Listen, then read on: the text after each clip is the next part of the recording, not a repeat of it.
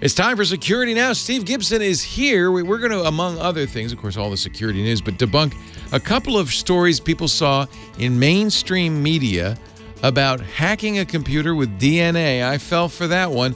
And putting stickers on stop signs to confuse autonomous vehicles. It's all coming up next on Security Now. Netcasts you love. From people you trust. This is Twit. Bandwidth for Security Now is provided by CacheFly at CacheFly.com. This is Security Now with Steve Gibson, episode 624, recorded August 15th, 2017, 12 and counting. Security Now is brought to you by Blue Apron, the #1 fresh ingredient and recipe delivery service in the country. See what's on the menu this week and get 3 meals free with your first purchase and free shipping by going to blueapron.com/securitynow. And by Dollar Shave Club. For a great shave at a great price, join Dollar Shave Club. New members get their first month of the Executive Razor and a tube of Dr. Carver's Shave Butter for only $5 with free shipping. Get yours at dollarshaveclub.com/securitynow. And by Drobo, a family of safe, expandable, yet simple-to-use storage arrays. Drobos are designed to protect your important data forever. Visit drobostore.com to learn more and use the code TWIT10 to save 10% off select Drobos, including the Drobo 5N2 and the 5D3. It's time for Security Now, the show where we cover your security and safety and privacy online, and we couldn't do it if we didn't have the best guy in the biz on this subject, Mr. Stephen Tiberius Gibson. He's sitting right there in the Skype window. Hello, Steve. Leo, great to be with you again. We're starting a little late, but it ended up working out well because the leaf blowers made their pass, and the weekly garbage truck has already done its beep beep. We really beep, are beep, late then. So it's all worked out well. Good. So here we are, episode number 624, which we're recording on August 15th, and we recorded episode 1 on August 18th of 2005. Wow. Which means that between this show and our next show, we are lapping ourselves the 12th time. So I titled today's podcast 12 and Counting. Nice. Since we are finishing out our 12th year with this 624th podcast, and then on to Lucky 13. Wow. Which I think will be a busy one. So we got a lot of fun stuff to talk about, and I think another great couple hours for our listeners. We've got an update on the Marcus Hutchins versus the government situation, the backstory on the NIST's rewrite of their 15-year-old password guidance, which it was making news last week, but I thought, we talked about this like from the NIST actual document back in June when this happened, but it's generated so much popular attention because, of course, passwords is everything for most people that I thought, okay, we got to talk about this a little bit more. And there is sort of a funny a fun backstory behind it. Then the other week's top, annoying headline leader was, can DNA be used to hack a computer? So we'll discuss that. And also, can stop sign graffiti be used to misdirect autonomous vehicles? That's oh, my Lord. We'll talk about that.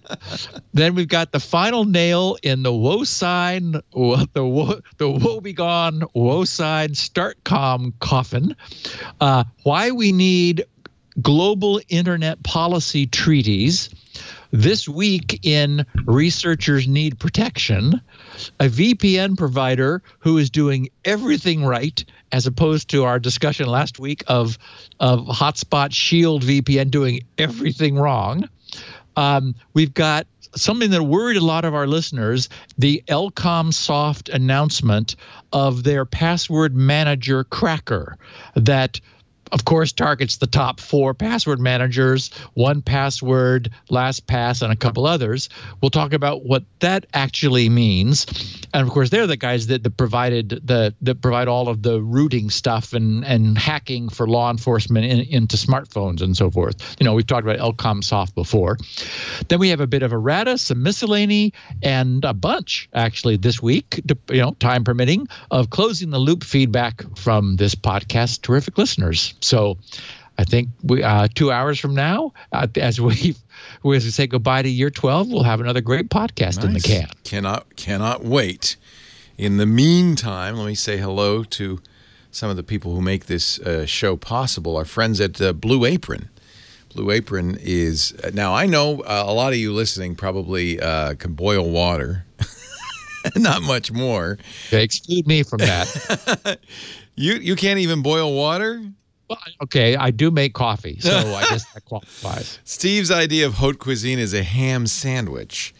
You could slap 2 slices of bread together, so I'll use that instead.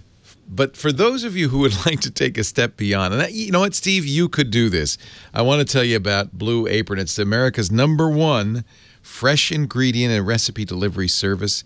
It is fantastic. Lisa and I get a box every week. The nice thing is it's not a subscription. There's no weekly commitment. You get to choose when you get it. You get to choose the recipes you get. But what you get is a box, refrigerated box, filled with exactly the right ingredients to make 3 amazing meals, either for 2 or for a family of 4, depending on the plan you have, all for less than $10 a meal. They're healthy, they're fresh. Even the meat, the fish, they're never frozen. They're always fresh. They all come from local farms, fisheries, and ranchers, 150 of them across the U.S. You get the exact right amount of ingredients. So if you need, 2 tablespoons of soy sauce, you don't get a big bottle of soy sauce that'll sit in your fridge for the next 20 years unused. You get a little tiny bottle with exactly what you need. You get, 2 fairy tale eggplants, not a bunch of them. And that's nice because there's much less waste, but it also kind of points you in the right direction. You also get a recipe card with pictures.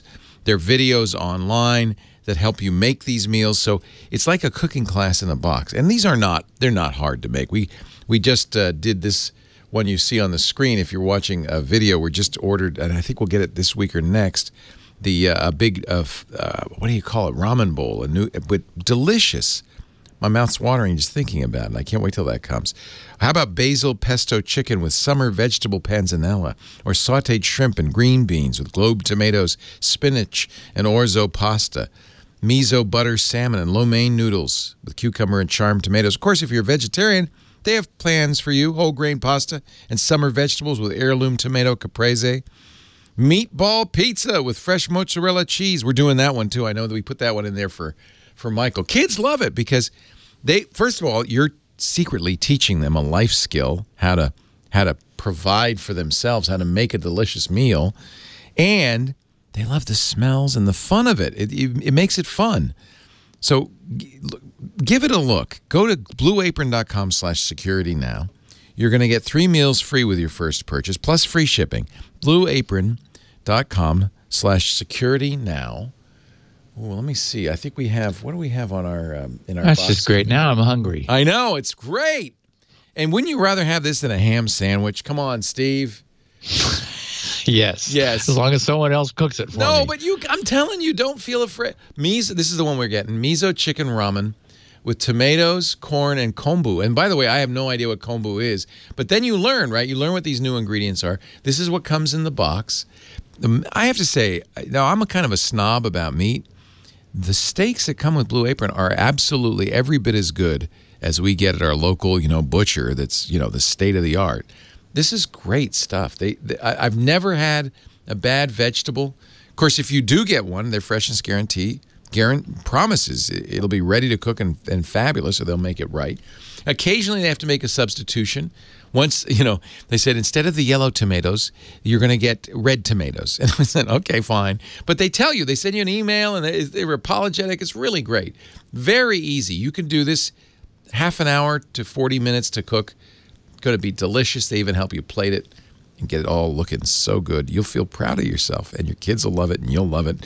And I'll tell you, if date night's coming up, you want to impress somebody, Make them a Blue Apron meal. BlueApron.com/security now. Get your first 3 meals free with your first purchase. We thank them for their support of Security Now, helping us put the show together. I have some yuppie neighbors, and I frequently see the Blue Apron box sitting on their doorstep, and it always makes me smile. So go next door and say, if you ever, I got a bottle of wine. What's for dinner? Exactly. So our picture of the week, our friend of the show, Simon Zarafa, sent this to me last week, and I had to preempt it for the cell tower diagram from pre and post DEF CON. But this is just sort of, it's fun. It's the security questions fill out form. And the picture says, select 3 security questions below. These questions will help us verify your identity should you not have access to Google Authenticator app. So the first question is, as a child, what did you want to be when you grew up?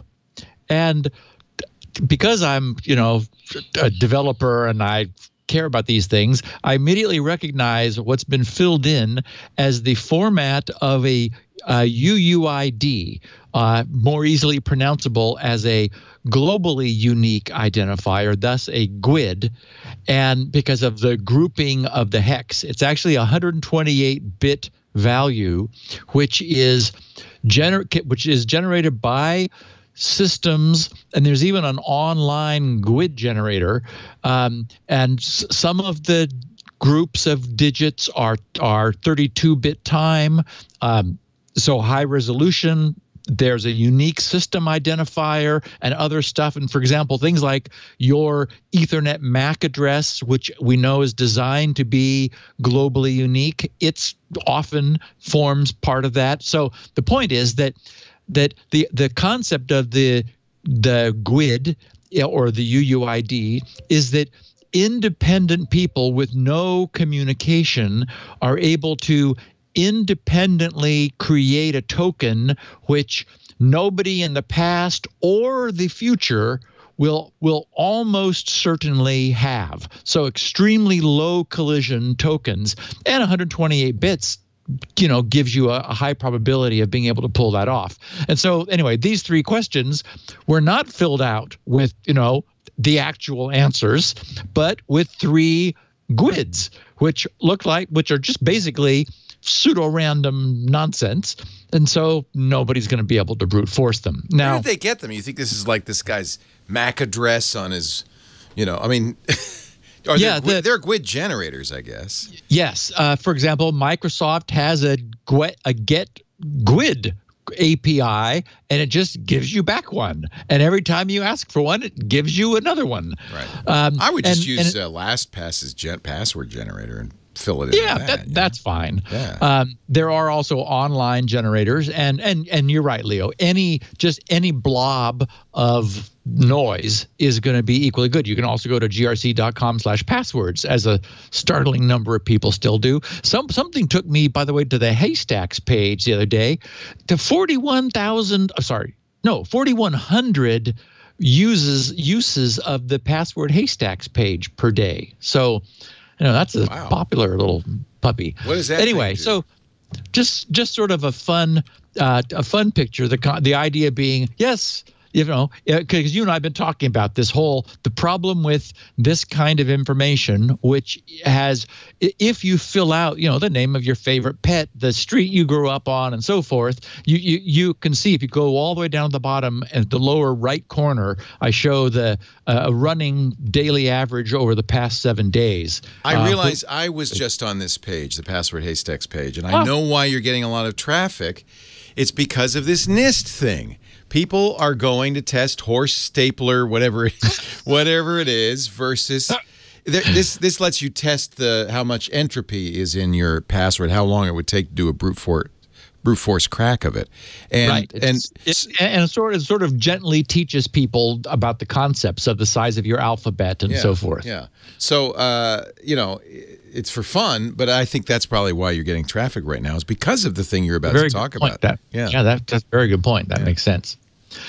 Okay, so Marcus Hutchins, our friend who created the WannaCry sinkhole, who, with all good intentions, went to Black Hat and DEF CON to just participate, screwed around a little bit in Las Vegas, and as he was at McLaren, which is the Las Vegas airport, got essentially picked up and arrested by agents of the federal government saying, we think you're a bad guy.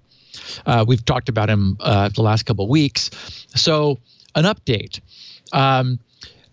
He, as we said before, he was going to plead guilty at his arraignment in Milwaukee, and he did. Afterward, one of his attorneys— He pled guilty? I'm sorry, not guilty. Okay, you scared me. Thank you. Pled not guilty. Yes, so pled not guilty. Afterwards, one of his attorneys, Marcia Hoffman, called him a hero. Of course, she's on his side, so yes. And said, but, we all agree, those people, as we said last week, as we were sharing tweets from people who were shocked and appalled that this had happened to him, who really know him, that this is just, that they feel this is ridiculous. And of course, the concern is, okay, we don't have all the information that the federal government at this point has, and it's conceivable if we want to try to explain, come up with a theory of their case for them. I don't think that's our job, but maybe things in the more distant past, he was different back then, and I got up to some mischief myself back when I was a teenager. Come on, that happens. Marcia called him a hero, said he would be fully vindicated, and in a somewhat interesting change of tone in the government, they their change of tone suggested that something like that may well be the case. Whereas at Hutchins' Las Vegas hearing, the government used, for example, his appearance at a tourist-focused gun range as if that had some nefarious under meaning in their attempt to deny him bail. But now the government was amenable to lifting many of the restrictions on his release conditions. He can't go back to the UK, so I'm sure they have his passport. But he will be able to live in Los Angeles, where his other attorney, Brian Klein, is located. He'll be able to continue working and can travel throughout the U.S. But as I said, he cannot leave the country to return home. The only other restriction, which is odd, aside from GPS monitoring, so I guess I don't know if it's an ankle bracelet or something in his pocket, whatever, is that and this is the thing that's so weird, is the government stipulated he cannot touch the WannaCry sinkhole, which seems oddly random because, what? He's going to turn it off and release WannaCry to begin reproducing again? No. In fact, I don't even know if he still has control of it. This sort of seems like something where somebody would have said, okay, Marcus, we need to transfer this domain to, official government control because this thing is too dastardly to leave in an individual's hands. Anyway, the government's attorney, whose name I cannot pronounce, Michael, that's easy. Maybe it's Chmelar? Looks like Chmelar. On you today. I'm not going to help you. Chmelar. Chmelar. Thank you. No, I'm making that up. I have no idea. Every time I pause, you just interject that, Leo. Come on. Described Hutchins' alleged crimes as historic. Okay, but as in historical rather than is in historically sized. So that sort of sounds like our theory that we started teasing last week, was that maybe this was something from 12 years ago, or maybe, I don't know how old he is, maybe 5 years ago, but not who he seems to be today. His trial is currently scheduled for this October, but there's some designation that trials can have known as complex. And the government has made some insinuations that they're going to move to obtain a complex designation for the case, which would then likely cause the date to slide, like into next year probably. So, we'll sort of keep an eye on this and see where it goes. Meanwhile, he's in jail. He can't. This is appalling. I'm sorry. Now I'm getting upset. When he's going to be released, but he is. But is he going to be released? I think he was released yesterday. Oh, okay. This all happened yesterday, and so he can't go home, but he has free range within the U.S. So I'm sure that's what I mean. He's stuck. He can't. Yeah, he can't go back to work. He can go eat where he wants, and not have to have jail food, and and have scary completely people chills. Nobody's going to ever come here. Good. No one is suggesting this is good, and of course you're right. So the first chilling effect was the arrest, and this doesn't make it any better because now he's in the system, as they say, and he's got a GPS monitor on his ankle probably, and his life has been wrecked for the foreseeable future. So the good news is this has gotten a lot of attention. And as I said last week, once the facts are known, it's very clear that he will have access to every bit of quality of defense that he deserves. And let's hope he deserves a lot. Yeah.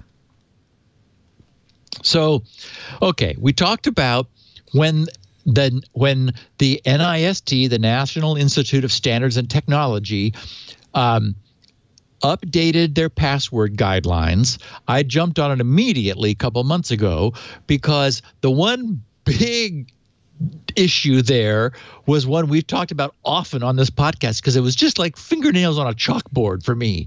This ridiculous, apparently arbitrary, you must change your password every N days, or N where N is a small number of months, whatever. I mean, it was just like, why?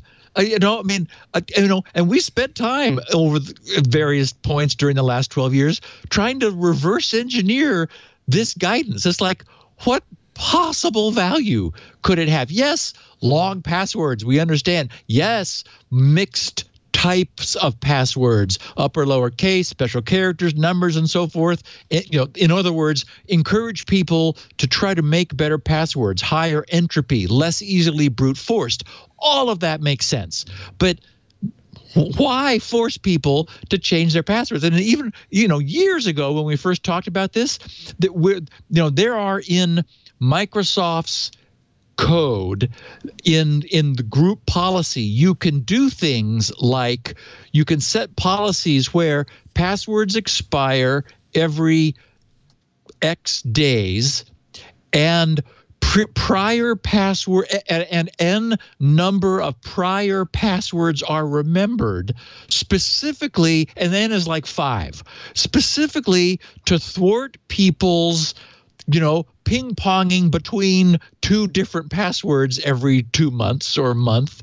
It's like, oh no, we're not going to let you do that either. We're going to make you, have 5. And so people are like, this is water cooler talk. Once the algorithm gets out, in the coffee room, everyone knows, okay, here, whatever time of the month it is, for your password policy, it's like I'll change it to add a 1, then I'll add a 2, then I'll add a 3, then I'll add a 4, then I'll add a 5, and now I'm back to 5, and I'm basically I've subverted the entire policy because screw you, IT department. So anyway, the good news is that disappeared after 15 years.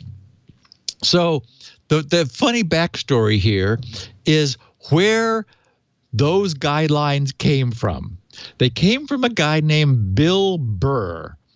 And now he says, whoops, sorry about those bad password recommendations everyone's been living with for nearly 15 years. Back in 2003, as a mid-level manager at the National Institute of Standards and Technology, Bill was the author of, quote, NIST Special Publication 800-63, Appendix A. Okay, just say bureaucracy. The 8-page primer advised people to protect their accounts by inventing awkward new words rife with obscure characters, capital letters, and numbers, and to change them regularly. Today, Bill, who is now 72 years old and retired, said that, quote, much of what I did, I now regret. The Wall Street Journal wrote, the document became, the original document from 2003, what wrote the Wall Street Journal, became a sort of Hammurabi code of passwords. The go-to guide for federal agencies, universities, and large corporations looking for a set of password-setting rules to follow. The problem is that the advice ended up being largely incorrect, Mr. Burr said. Change your password every 90 days? He laments what we have often noted on this podcast, most people being periodically forced to make an unwanted and unneeded change will make only minor changes that are easy to guess. So, a couple of months ago in June, as we covered at the time, special publication 800-63 got a thorough rewrite, jettisoning the worst of these password commandments. Someone who's there, Paul Grassi, an NIST advisor who led a 2-year-long do-over, said the group thought at the outset, 2 years ago when this project began, that the document would require only a light edit. But 2 years later, Mr. Grassi says, we ended up starting from scratch. The new guidelines, which are already filtering out, thank goodness, through to the wider world. And 2 months ago at the time when this happened, I said, okay, yay. Now, if this is like for some reason, the tablets from on high, then fine. At least they've been edited. And now we have new tablets, and people can say, well, this is what the NIST guidelines are. So don't fire me. Thank you. So they're already filtering out through the wider world, writes the Wall Street Journal, and drop the password expiration advice and the requirement for special characters. Interestingly, Mr. Grassi said, quote, those rules did little for actual security and had a negative impact on usability. Of course, many people, they put in their normal password. Unfortunately, they have one, monkey, and then the system says, oh, you must have a digit and a special character. So they add a exclamation point pound sign on the end just to satisfy the annoying, incoming password filter. So, okay, that's gone. So a little on Mr. Burr's background. He once programmed Army mainframe computers during the Vietnam War. He had wanted to base his advice at the time on real-world password data. That's a sound approach. We've looked, for example, at disclosed password lists, and it's from those breaches we've learned a lot about how horrible passwords are and the surprising dropping in the popularity of the word monkey as everyone's, I think it was used, it was way up there for a while. Not quite up at where password is, but close. But back in 2003, when Burr was tasked with this job, there wasn't much available real-world password data to work from. So he was under pressure also to publish this guidance quickly because, of course, we have to have it now and then be stuck with it for 14 years, right or wrong. So he asked the computer administrators at the NIST if they would let him have a look at the actual passwords on their network.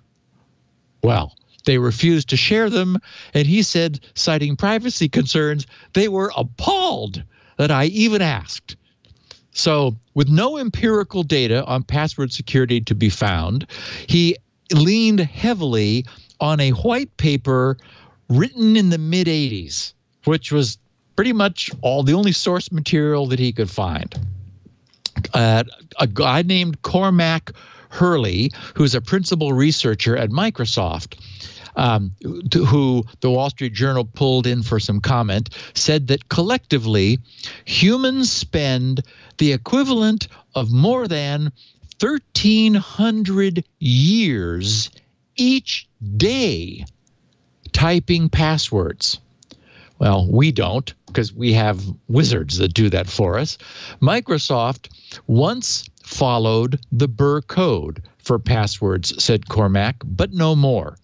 The NIST rules were supposed to give us randomness. Instead, they spawned a generation of widely used and goofy-looking passwords such as PA $$ W numeric 0 RD or monkey 1 exclamation point.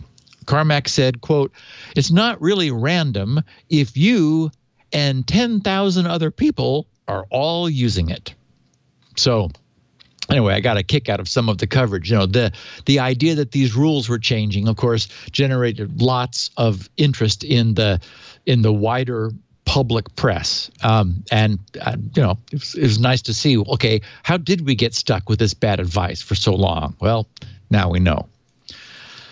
Oh, and speaking of bad, boy, I tell you, this was the headlines were crazy for this one. Like, I have 3 of them here. You can hijack a gene sequencer by hiding malware in a DNA sample, or biohackers encoded malware in a strand of DNA, or scientists hack a computer using DNA. And then that particular one starts out, in what appears to be the first successful hack of a software program using DNA. Researchers say malware they incorporated into a genetic molecule allowed them to take control of a computer used to analyze it. This biological malware, oh, help me, was created by scientists at the University of Washington in Seattle who called it the first, quote, DNA-based exploit of a computer system. To carry out the hack, researchers led by a team encoded malicious software in a short stretch of DNA they purchased online. They then used it to gain full control, in quotes, and believe me, there's a lot of detail to be discussed here in a second, over a computer that tried to process the genetic data after it was read by a DNA sequencing machine. Okay, so last Thursday, all of this ridiculous, over-the-top nonsense was the popular press's interpretation of a 15-page paper, which was which appeared at the Usenix Security Conference last Thursday. The paper was titled, and I have it and I read it, "Computer Security, Privacy, and DNA Sequencing, Compromising Computers with Synthesized DNA, Privacy Leaks, and More." Okay, so that's not a modest title. Here's what these guys, okay, well, first, I'll explain what they did, but here's the abstract from the top of this 15-page research paper. And in my defense, because I did this story on last week, and a lot of people did, all the coverage preceded Thursday's paper. Right. So you have an advantage that we didn't have. All we had was the abstract. Go ahead. Okay. Because I fell for it. I did. I missed your coverage. So, abstract says, the rapid improvement in DNA sequencing has sparked a big data revolution in genomic sciences, which has in turn led to a proliferation of bioinformatics tools. To date, these tools have encountered little adversarial pressure. Okay. I completely, so I'm not saying this is not useful, but this is not what the press said. This paper, they say, evaluates the robustness of such tools if or when adversarial attacks manifest. We demonstrate for the first time the synthesis of DNA, which, when sequenced and processed, gives an attacker arbitrary remote code execution. Oh boy. Yes, but with more caveats than you could fit on, that I could cover on the podcast. But we'll get there in a second. To study the feasibility of creating and synthesizing a DNA-based exploit, we performed our attack on a modified, that's an important word, modified downstream sequencing utility with a deliberately introduced vulnerability. Okay, so they created something that would be deliberately vulnerable, which when it encountered their purpose-built DNA snippet would crash. Oh, heavens. Okay, well, after sequencing, we observed information leakage in our data due to sample bleeding, which is really not the term you want to use when you're sequencing DNA. But anyway, while this phenomenon is known to the sequencing community, we provided the first discussion of how this leakage channel could be used adversarially to inject data or reveal sensitive information, which is a little bit of a stretch, but okay. We then evaluate the general security hygiene of common DNA processing programs. Certainly that's useful. And unfortunately, find concrete evidence of poor security practices used throughout the field. Bravo. So if nothing else, this will drive the implementers of software to, be a little more concerned the way the implementers of servers need to be for the robustness of their solutions. They conclude the abstract, informed by our experiments and results, we develop a broad framework and guidelines to safeguard security and privacy in DNA synthesis, sequencing, and processing. Noble goals. Okay, so what's going on here? There is a utility on SourceForge, thus open source, called FQZComp, also known as the FastQ compression utility. It was designed to compress DNA sequences. So these guys downloaded the source and deliberately broke the code by creating a short static buffer, which was deliberately too small to contain their 177 base pair DNA, so that when that program attempted to compress the DNA they provided to it, that synthetically and purposefully shortened buffer would overflow. And their modified FQZComp version used a simple 2-bit DNA encoding scheme. As anyone who's looked into genetics knows, there are 4 nucleotides that have just been given the letters A, C, G, and T. So 4 is a happy number. So the 4 nucleotides were encoded as A as 00, C as 01, G as 10, and T as 11. Thus, this allows packing pairs of bits into bytes so that you can get 4 nucleotides encoded, each nucleotide bringing 2 bits with it into an 8-bit byte.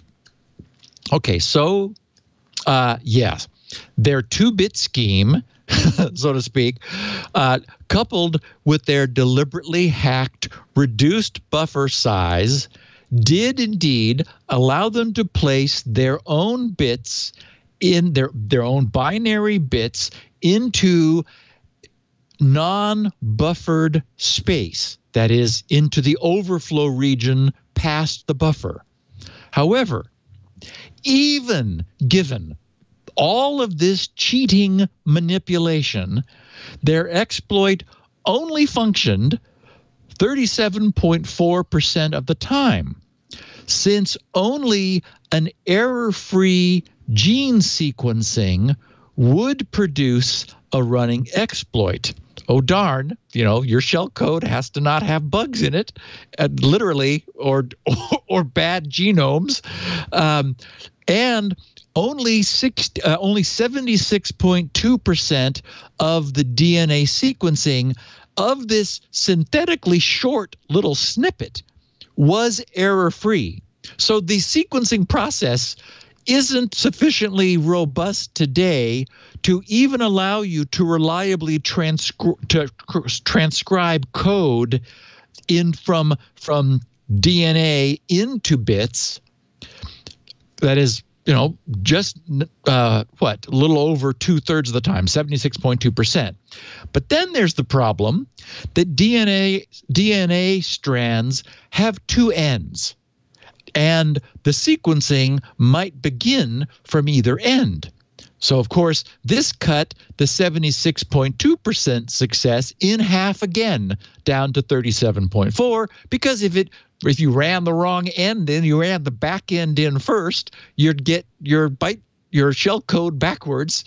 Now, maybe if you were really a good hacker, you could make the shell code work, regardless of which way it was encoded, which would be a cool hack. But theirs didn't. So, what we really have here is a somewhat interesting, contrived, synthetic demonstration of how an inherently very low reliability attack could be creating using DNA as the code-carrying agent, but almost certainly only if the DNA sequence processing pipeline had serious flaws that would cause it to crash quickly when processing non-contrived DNA. In other words, it's difficult to see how any such flaws, such as what they put into the code to make this happen, could survive in the real world without immediately crashing upon encountering actual DNA, which of course would drive the developers of the code to fix it. So anyway, that's the story behind, oh my God, DNA can crash computers. Yeah, except it can't, actually. And Leo, it occurred to me that this whole merging of medicine, DNA, and computers is kind of a bit surreal. And one of the things we've seen in the past is how various disciplines, when they intersect, kind of cross-pollinate with their terminology. And one wonders, in this case, how much terminology from these disciplines might get combined. Because, for example, you could imagine that incontinence might someday be considered a buffer overflow. Oh, please. I think the story stands as a cautionary tale that data files, and this is how I use it on the radio show, can if there's an error in the rendering program, be used to infect, and the interpreter can be used to. What they didn't, or I didn't see in the mainstream stories, or they didn't reveal until they gave their paper, was A, that they hadn't modified DNA, and B, more importantly, they modified the interpreter to make it flawed. So it didn't, I mean, that's a silly proof of concept. But it is a proof of concept, but it's not proving anything we don't already know, which is that if you have a bad metafile interpreter, a JPEG can be used to infect a computer. If you have a bad PDF reader, a PDF could be used. We've seen these attacks happen. And so it isn't that far-fetched to say, well, I guess if you're running sequencing software on your PC, which they do, and you could theoretically somehow malform a DNA strand to pwn the computer. Correct. And they didn't do it. As I said at the top, I think it's cautionary and useful, but they didn't actually do it. Yeah. Right. Yeah. Exactly. Speaking of doing it, let's do a sponsor. Let's do it. It's time to represent, man, with our sponsor. I got it right over here. I found a new use for my Dollar Shave Club. I use the Dr. Carver's shave butter. I found a new use for it. I realized that a lot of times I shave in the shower, so a shave cream or a shave gel doesn't work as well for me, but this does, because I normally if I shave in the shower, I'm going to use soap, which is a terrible thing to shave with. Do you have a mirror? I don't need a mirror. I shave by touch, but having this is actually great. The Dr. Carver's shave butter you can have in the shower just like you would your shampoo. It comes in a little tube. You put a dollop on your skin. It's better than soap. And also, after you finish shaving, it smooths your skin because it's got aloe and other stuff. I'm talking about the Dollar Shave Club. Yeah, Steve's rubbing his chin right now to see how good a shave did I get the other day. This is Dollar Shave Club. It's the smarter choice, a great shave at a great price. Brought to your door. It's an awesome life hack. Don't go to the drugstore to buy your blades or spend a fortune on razors with gimmicky shaving tech you don't need. This is the kit. We're going to offer you this kit at a very good price. I'll tell you about it in just a second. But this is exactly what I use. This is the executive handle, which is nice. It's heavy. It's weighted. It's balanced in the hand, a metal handle. And you get 4 blades. These are the Dollar Shave Club blades with, of course, the lubricating strip, the funny little thing, which I suspect one of the shaving company manufacturers had patented, because these only recently become available, the little extra 6th blade at the top of the cartridge for shaving those hard-to-reach places. I use it for right under my nose there. And then of course, you get the tube of Dr. Carver's shave butter, which is truly awesome. It has another advantage. If you do use a mirror, it's transparent. So unlike shave cream, you can actually see what you're shaving, which actually is useful. A more precise shave, prevent ingrown hairs, fight razor bumps, razor burn, a great shave, and all of this for $5 and free shipping. Yep, that's it, $5 to get started with the Dollar Shave Club. And then, of course, every month you get resupplied.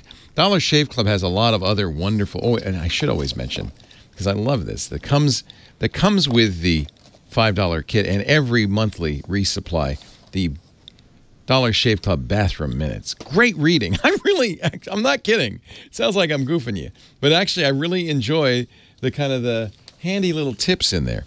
Let me take you to Dollar Shave Club, because you can also subscribe at dollarshaveclub.com/securitynow. That's where you get, let me type this in, dollarshaveclub.com/securitynow. You get the $5 kit, but you can also get all of their other products, and they have a great range of products, including some really nice hair stuff, shampoo, conditioner, the butt wipes. Okay, I know every time I say this, people go, What are you talking about? I'm just telling you. As you travel, this is very, very handy. Anyway, go to dollarshaveclub.com/securitynow. Get the $5 executive starter kit and start subscribing, and you will love this. You're saving a lot of money to get started, and I'm telling you, these are the sharpest blades I've ever used, which is a good thing. Sharp is a good thing because it means, well, you wouldn't want to use a dull kitchen knife. This is sharp, means it's better. Easy to cancel, too, because they're geeks and they understand that. dollarshaveclub.com/security. Now get started. Take a look at their extra products when you're signing up for the subscription. They have a lot of different trial kits. And in the shower, the Black Sage Pepper Hydrating Hair and Scalp Conditioner is awesome. And, it's masculine. You don't smell like a fruit plate when you come out of the shower. The Amber and Lavender Body Cleanser. Yeah, it's all great. Dollar Shave Club. I love them. dollarshaveclub.com/security. Now we thank them for keeping me clean shaven and making Security Now possible. Yeah, we're going to have to talk about these butt wipes one of these days. I'm not okay, sure I'm going to explain it. I have at home... I don't really think we need an explanation, do we? At home, I have one of those Japanese toilets that gives you a little upside-down shower, if I could describe it that way. And How nice. I like that, and I've gotten hooked on that. But when I travel, it's back to the old-fashioned way. Oh, just like the rest of us, yeah. And I don't feel clean. So I carry these, and they're great. Okay. I know it's a little more information than you really deserve. I'm telling you, I'm gonna have them send you a box. One Wipe Charlies, that's what they're called. I'm gonna have them send you a box, and then you can. I'm not sharing my experience, Leo. No. I don't want you to. I just want you to know. Okay. That would be good. I'm sorry. I'm sorry. I apologize. Okay. So, back to technology. That is the technology of computers. That's a technology. Body maintenance technology. Yes, technology. I agree. So we have another the week's top clickbait headlines, which were used to mislead and worry people. I put two headlines at the top of the story here. Quote: a self-driving car can be easily hacked by just putting stickers on road signs. And the subhead of that one was: a team of experts showed that a simple sticker attached on a signboard can confuse any self-driving car and potentially lead to an accident. Except that's not at all what the team of experts showed. I mean, it's like there's not a shred of that is accurate. And the other headline that I liked was: researchers hack a self-driving car by putting stickers on street signs. Except, no, that's not what they did either. Not even remotely close in this case. The DNA story was more accurate than this one. So, in fairness, the audience for these articles is not our typical Security Now listener, but they do cause concern and put unwarranted doubt out into the ether, which is bad. So in this case, this team of expert researchers from 4 U.S. universities, the U of Washington, U of Michigan at Ann Arbor, Stony Brook University, and the University of California at Berkeley, got together. And, okay, so now listen to the actual title of their paper, which was Robust Physical World Attacks on Machine Learning Models. Okay? Doesn't mention wheels or cars, or, doesn't say attacks on cars or even one car or even a shopping cart. It says attacks on machine learning models. And yes, this has some relevance to the real world because we believe that autonomous self-driving automobiles also use machine learning models. So cars have to some degree that in common with what these researchers did. And, and they were interested in researching the question of spoofing cars, but that isn't what they actually did. Okay, so my point is, at this point, it's very difficult, different from what we've discussed, for example, in the past of, for example, commandeering that Jeep's management network and forcing its driver off the road and into a ditch. That actually happened. This hasn't. This didn't.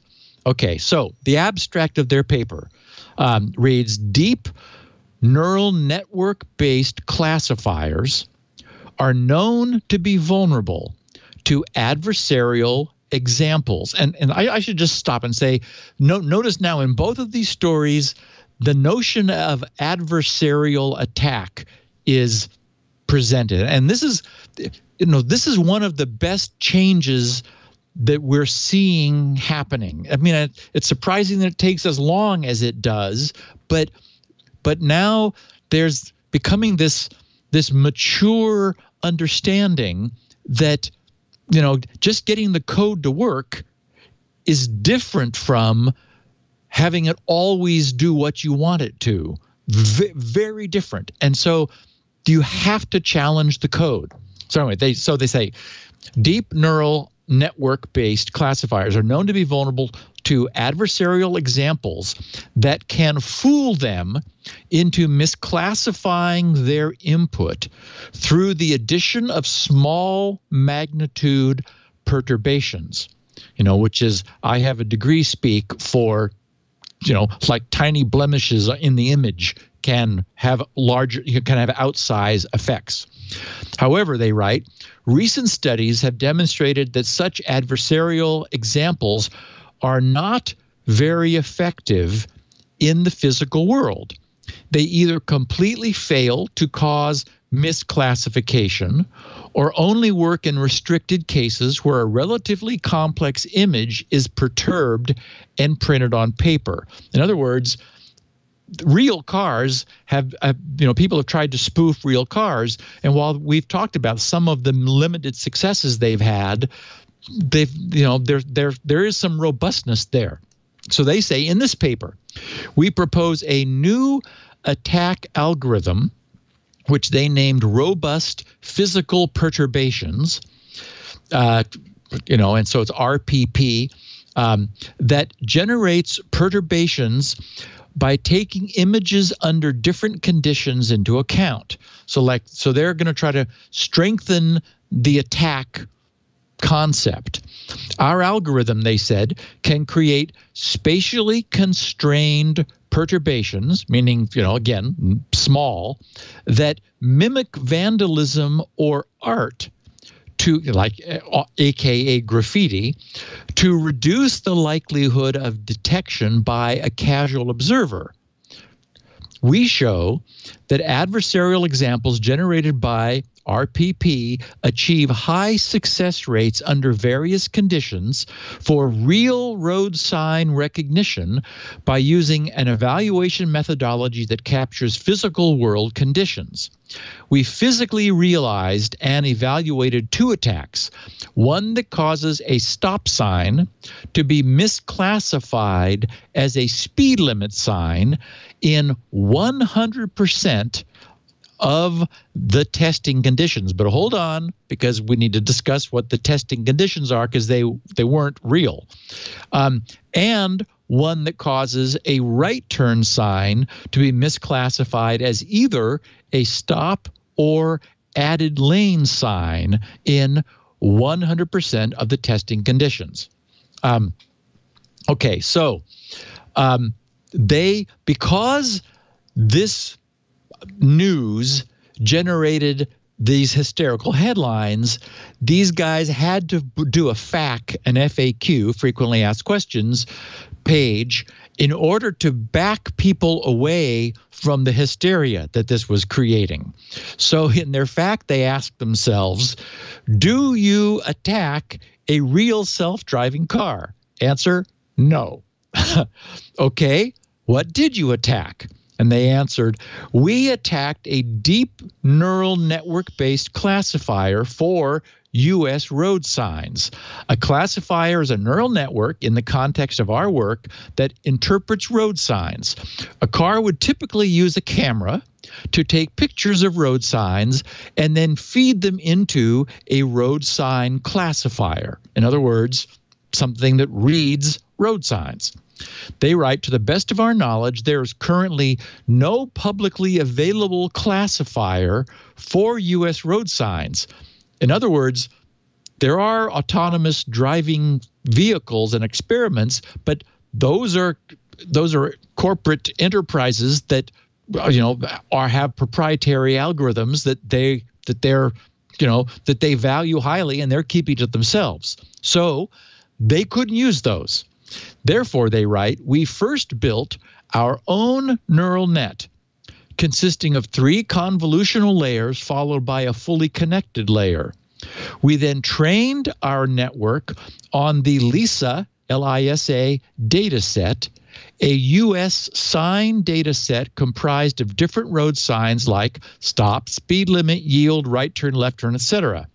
Our final trained road sign classifier accuracy was 91% on the test data set.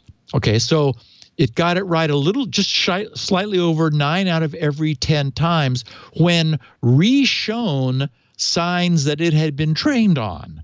So sort of a synthetic result, but again, they have, it was correct for their purpose. So then the next question, what are your findings? They said, we show that it is possible to construct physical modifications to road signs in ways that cause that trained classifier to misinterpret the meaning of the signs. For example, we were able to trick the classifier into interpreting a stop sign as a speed limit 45 sign and a right turn sign as either a stop or added lane sign. Our physical modifications for a real stop sign, they say, are a set of black and white stickers. And there in the press coverage, there were lots of pictures of this. Basically, stop signs with some black and white rectangles just sort of stuck at seemingly arbitrary positions, but not arbitrary. So then they finally say, well, so just sort of for real worldness, what resources does an attacker need? Now, first of all, this would be an attacker attacking their neural network, not any known actual autonomous vehicles. So they say an attacker needs a color printer for sticker attacks, a poster printer for poster printing attacks. The attacker would also need a camera to take an image of the sign he wishes to attack. So then, based on this work, are current self-driving cars at risk? No. We did not attack a real self-driving car. However, our work does serve to highlight potential issues that future self-driving car algorithms might have to address. No argument there. Finally, should I stop using the autonomous features, parking, freeway driving, etc., of my car? Or is there any immediate concern?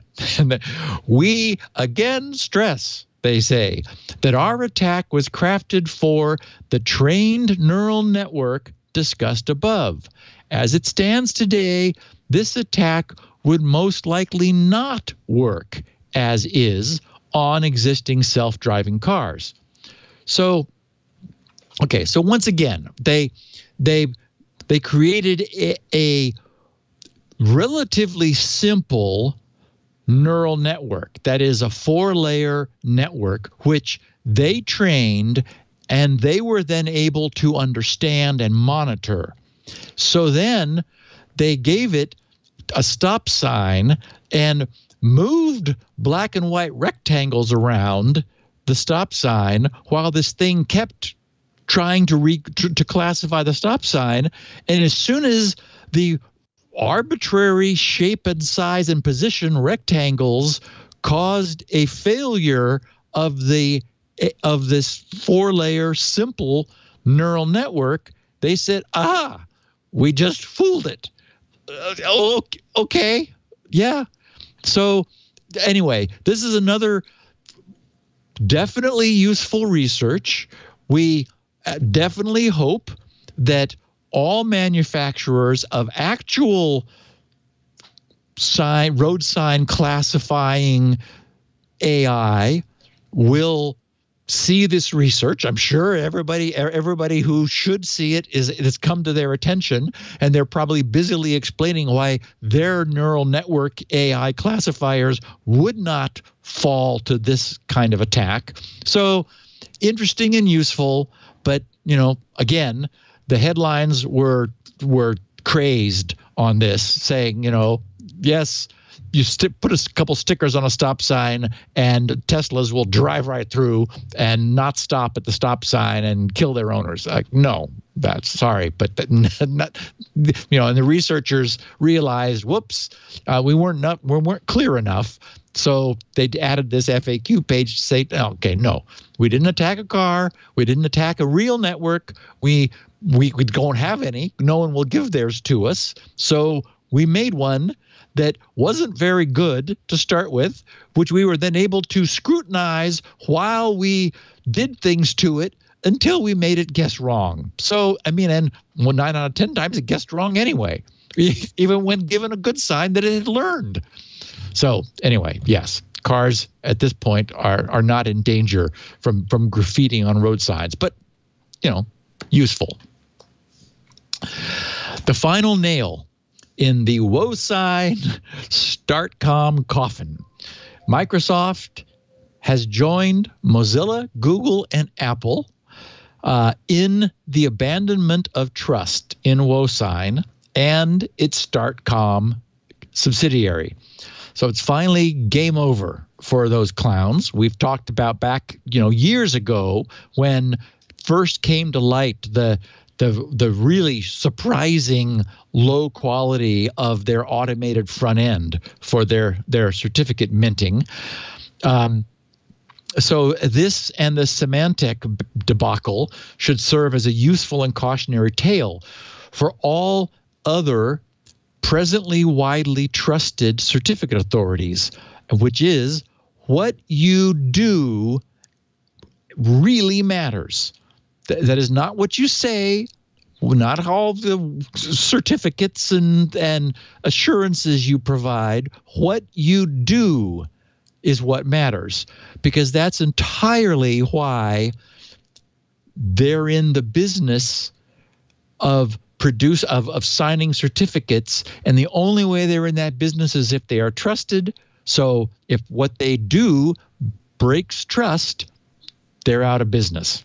So in Microsoft's TechNet blog of August 8th, Microsoft writes, Microsoft has concluded that and they're the last to join the party, so yay, that the Chinese certificate authorities WoSign and StartCom, which as we know is a subsidiary of WoSign, have failed to maintain the standards required by our, Microsoft's, trusted root program, observed unacceptable security practices, including backdating SHA-1 certificates, misissuances of certificates, accidental certificate revocation, duplicate certificate serial numbers, and multiple CAB forum baseline requirements.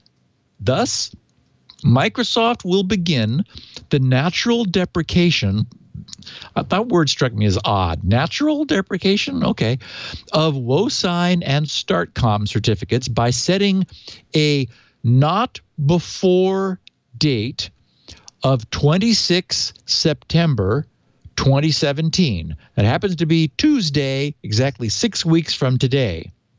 This means, they write, all existing certificates will continue to function until they self-expire. Windows 10, and I'll come back to this in a second because this is the whole posting only addresses Windows 10.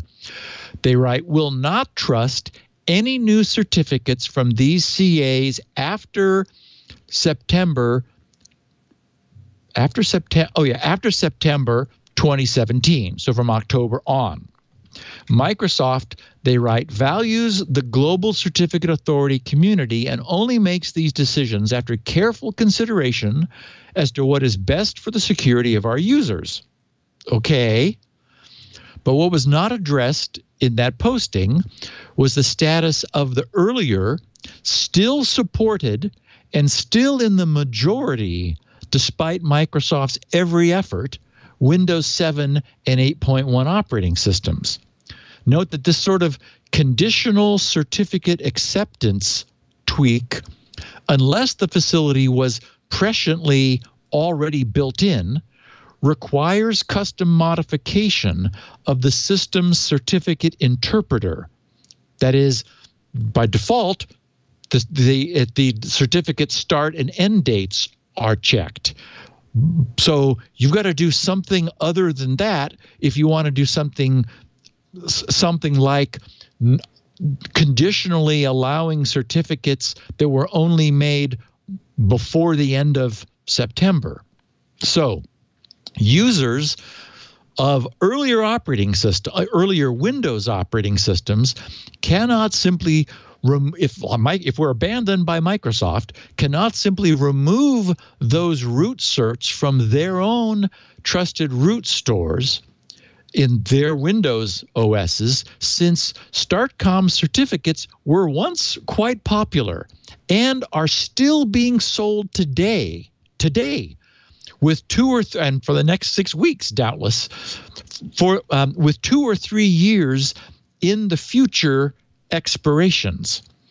So it's not the certificate owner's fault that the company from which they were obtained screwed up, although I guess I would hold people somewhat responsible for having purchased certificates from StartCom anywhere in the recent past after it was known that they were such poor managers of trust. So, but this means, though, is that any StartCom certificate issued within the next 6 weeks will still be honored by Windows, even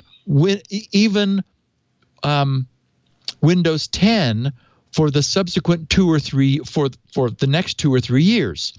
Okay, so to be responsible to its users, Microsoft really must similarly protect users of its earlier and still supported operating systems.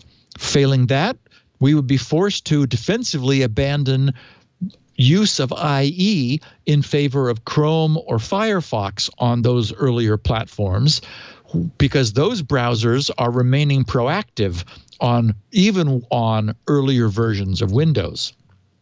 And out of curiosity, I went over to StartCom this morning, and it's business as usual over there. You wouldn't know, looking around, that they're not long for the world. But in fact, the boom is rapidly being lowered on them, because unless they were to start backdating their newer certificates' start date, and remember, this wouldn't be the first time they had done that, but boy, this would end it. That would immediately extinguish what little remaining shred of forbearance the industry has for them. But from this date, in 6 weeks, they will be unable to ever again sell any certificates which would be honored by Windows 10 or these other browsers starting 6 weeks from today. So the problem is that because StartCom certificates will still be valid for as many as 2 or 3 years, other versions of Windows need to be informed of this same thing. I don't know that Microsoft isn't going to do this, but Microsoft wants to pretend that nobody else is running anything other than Windows 10, so they just don't talk about 7 and 8.1. Hopefully, we will get an update.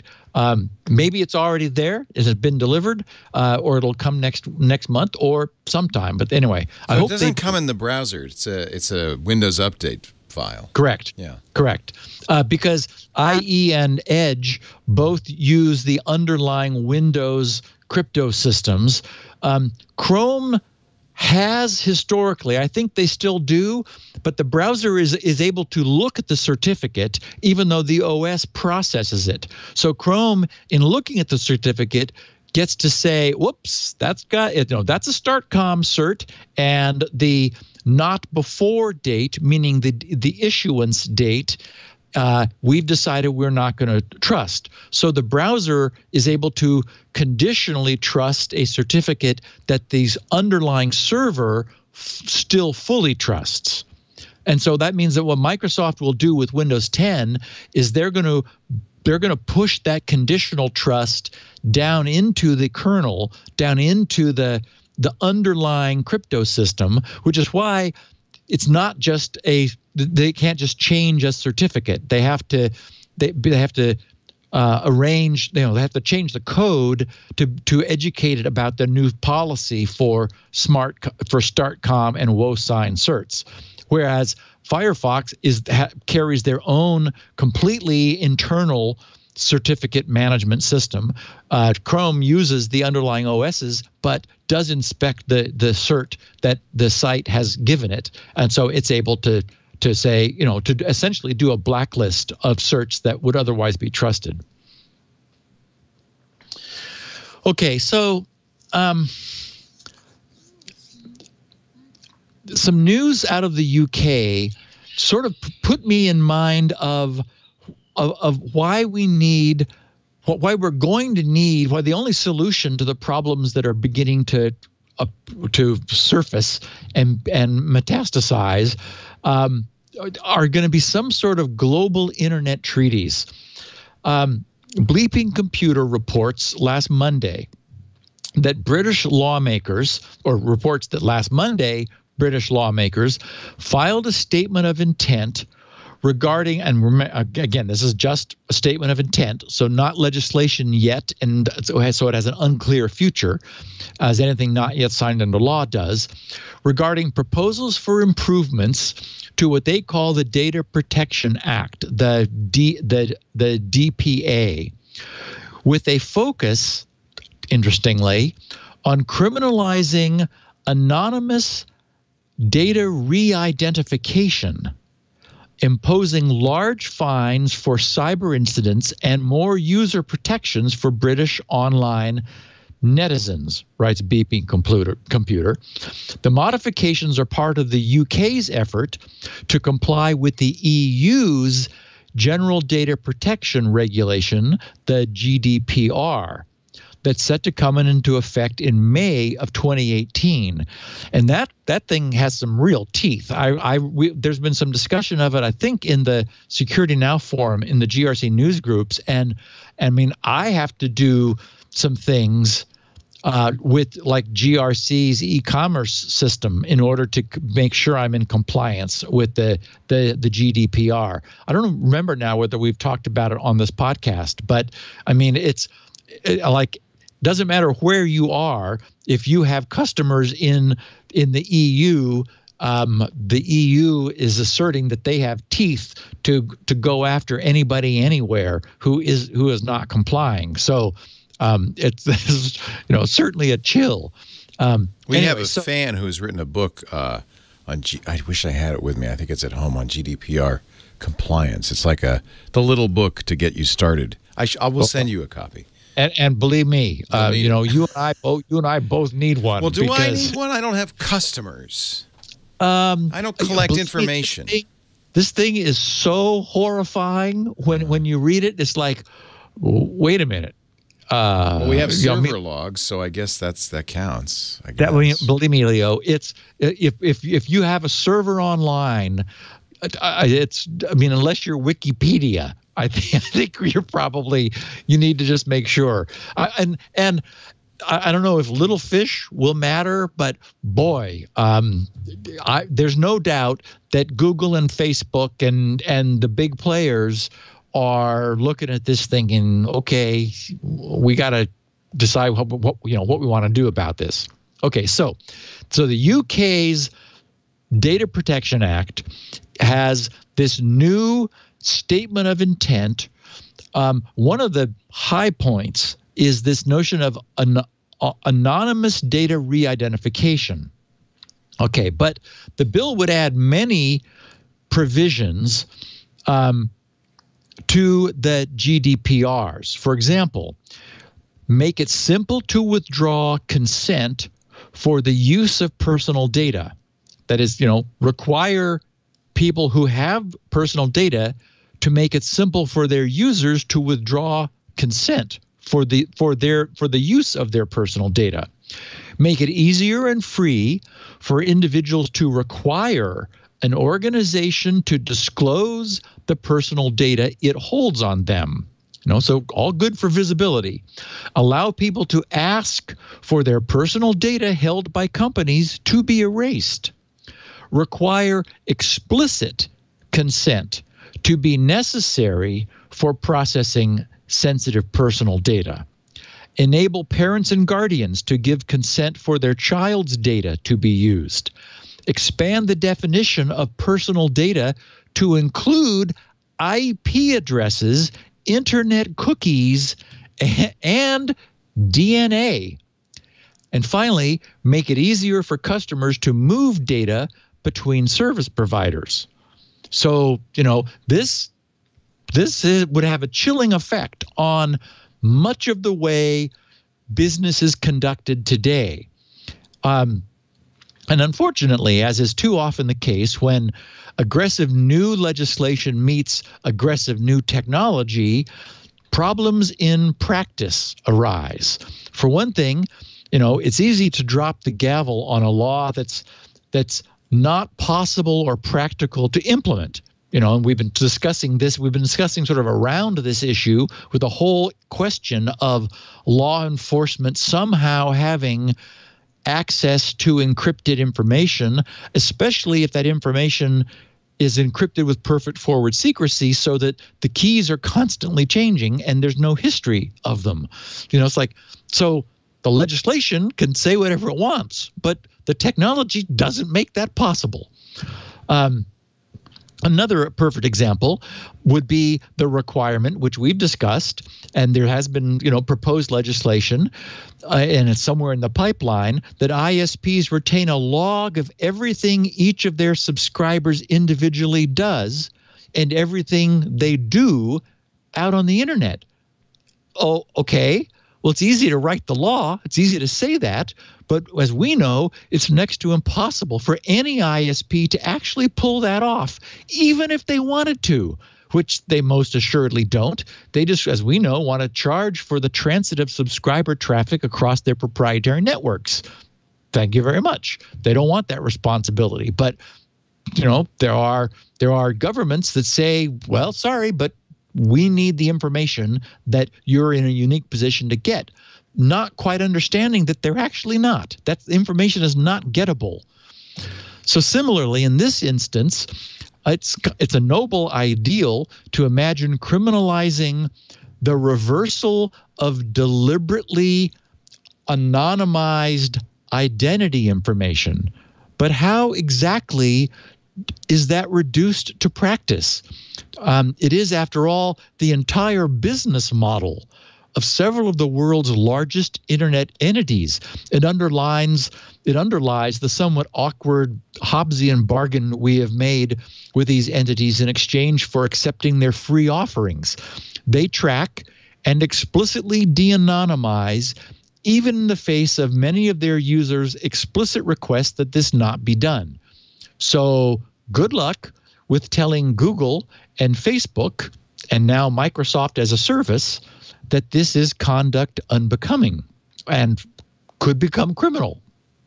So paraphrasing from Bleeping Computer's report, they say on top of the GDPR provisions, the data protection bill includes an extra provision, the creation of a new criminal offense for when someone intentionally or recklessly re-identifies individuals from anonymized or pseudonymized data.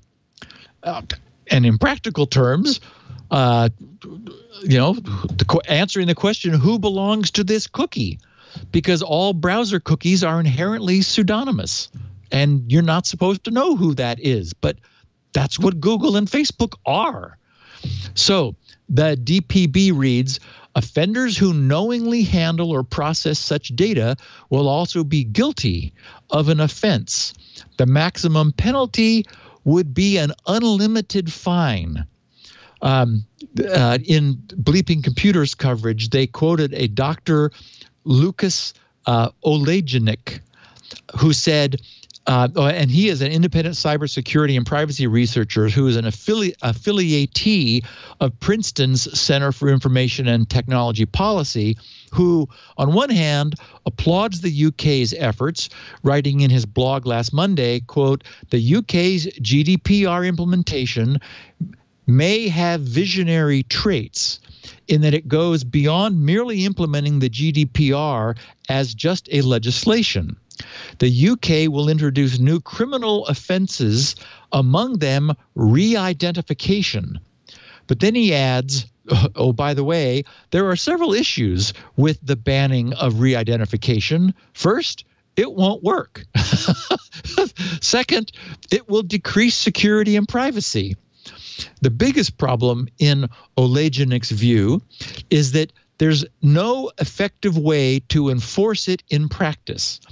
But wait, since this is Google's and Facebook's entire business model, enforcement seems pretty simple. After the legislation is enacted, if it should ever actually see the light of day as law, the UK can simply give Zuck a call and say, you know that legislation that became law yesterday? How are you guys still in business? So secondly, though, adds Olejanik, the new legislation would stifle security and privacy research, which often and must often deliberately re-identify anonymized data in day-to-day research. The DPB statement did mention protections for journalists and whistleblowers, but did not provide any details. So anyway, this brings us all the way back around to the need for transnational treaties. We have and this is the tension that we've been watching grow over the last couple of years. We have a global network with valuable and desired content being provided free of explicit charge to us in exchange for a sacrifice of absolute, that is of our absolute privacy and anonymity. We can feel comfortable, and many people do, that Google is going to be responsible and Facebook will be responsible, but our privacy is not absolute in return for their services for which they don't charge us. And of course, these are massive global internet-centric enterprises operating across national boundaries. If regulation is to be imposed, that regulation cannot practically be disparate in every region of the globe. You can't have a global network with entities like Google and Facebook spanning the globe, which also spans governments, each with their own quirky laws that these entities operating within those countries all have to individually abide by. So, we're still in the early days, but I think we're beginning to struggle with the big questions of encryption, privacy, and anonymity for all users of this incredible global network of ours. It's clearly an important and necessary conversation for us to have, but the very globalness of the internet, which creates so much of its value, requires unified global regulation. And I think, a treaty mechanism is probably the way we do that. I'm not a legal scholar, so I don't know the details of that, but presumably someone somewhere is thinking about this. We can hope. And Leo, I'm going to think about coffee. I was doing a 23andMe ad earlier today, and I was looking at my 23andMe genetic analysis, and apparently I am more likely to need caffeine than the average person. I bet you. I would love. Have you ever done that, 23andMe? Yeah, I'm a member. Check, because this is I think a more recent marker. Update, check. Okay. I'd be very curious, because I just feel like you might have a higher than average need for caffeine. I actually think I have almost a zero need. I'm actually drinking, this is a decaf Earl Grey tea. What? Yeah. Are you off the caffeine? No, I did a couple lattes this morning, but I only do 2. Oh, you can stop any time. Is that what you're saying? I also go yes, exactly. I went bouncing into Starbucks at 5 a.m. when I'm back in my Starbucks days, and they were like, "Okay, first of all, why are you awake? And secondly, you don't need any coffee." I mean, and that's the point. I really don't. I just like I like a hot drink to sip on. Yeah, interesting. Yeah, that makes sense. You don't need the. You don't need the caffeine. You've got plenty in there. You know what you need? You need a Drobo. And I'm quite happy with my 5N. Oh, you got a 5N. All right. Yep, thanks to you. Just because you got a 5N, I'm going to get you a 5N2. They've released a new upgrade, twice as fast. I like it. I love it. I have to say, I love the Drobo. Drobo is it's all about massive capacity. It's all about putting a lot of stuff on your drive and in a redundant fashion. Huh? We talked about this because I learned about it because I was curious, and it's also about some very cool technology. Yeah, you liked the Beyond RAID they use. It's what everything should do and nothing else does. Isn't that interesting? We've come so far in data integrity, and yet we're still using these operating systems that are 30 years old, that don't do the kinds of things they should be doing. That's why I'm glad Apple's finally moving to APFS, and I know you love ZFS. I've been trying to use that, but anyway, you could do this. There's RAID, and then there's RAID. Drobo is all about RAID. It actually started when its founder had a hard drive crash. He had a RAID array, but then he realized his redundant drive was unusable. So he lost data. So he said, well, there's got to be a better way to do redundant storage, and he created Beyond RAID, which is the fundamental backing for Drobo. They just released a new. I mentioned the 5N2, which is a sequel to the 5N you have, their network attached storage. Now they have the 5D3. This just came out. This is, amazing. It's a 5-bay enclosure, direct attached storage. Of course, when I say direct attach, I mean we've come a long way in direct attachment. This supports Thunderbolt 3, has dual ports, so you can daisy chain it. USB-C Type-C port, USB 3 Type-C port.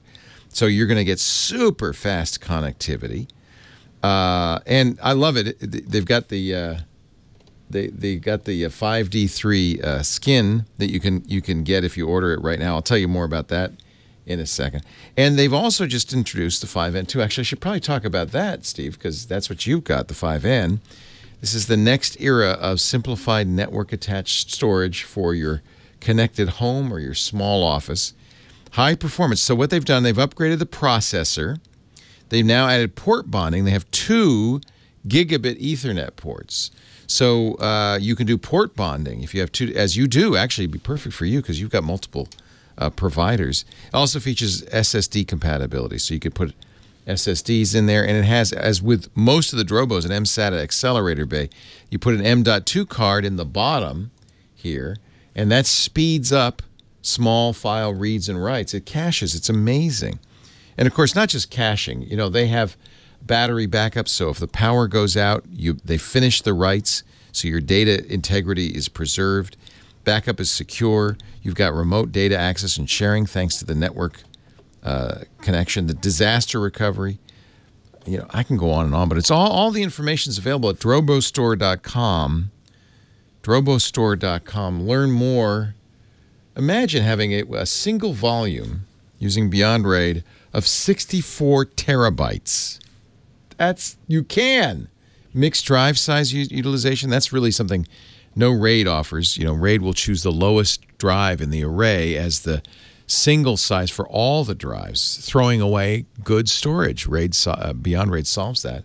You can have heterogeneous disks in there, and they'll just add them all up, which is great. I think a lot of people who use Drobos buy the enclosure, and then all us geeks have drives lying around. You pick the 5 largest drives you got lying around, and when you run out of room, the front panel lights will tell you, oh, this drive's the smallest. This is the one you should replace. You put it in, it rebuilds. It's incredible. You can have single disk redundancy or dual disk redundancy. I do that because I don't need all the capacity, but I do want to have up to 2 drives can fail at any given time, and I'm still okay. That's pretty amazing. DroboStore.com. Take a look at the Drobo 5N2, the new 5D3, and for a limited time when you buy the 5D3, you get that skin, that cute little skin. And if you use the offer code TWIT10, you'll save an additional 10% off. Prices are great. They just lowered the prices across almost the entire line, so they're even more affordable than ever.